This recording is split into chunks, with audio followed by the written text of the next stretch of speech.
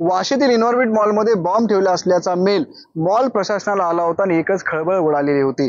माझ्या मागे हाच तो इनॉर्बिट मॉल आहे आणि त्याच्यामध्ये साधारण 11:30 ते 12 वाजता हा मेल आला होता। त्यामुळे संपूर्णपणे हा मॉल आहे तो खाली करण्यात आला होता।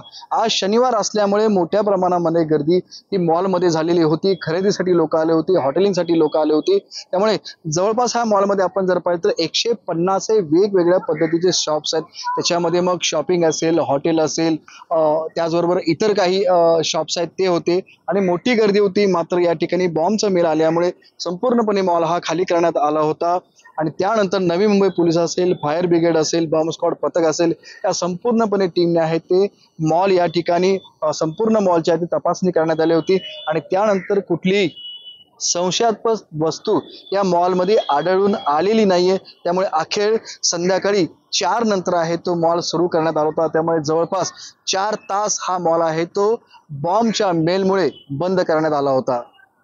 विनायक पाटील, एबीपी माझा, नवी मुंबई। एबीपी माझा, उघडा डोळे बघा नीट।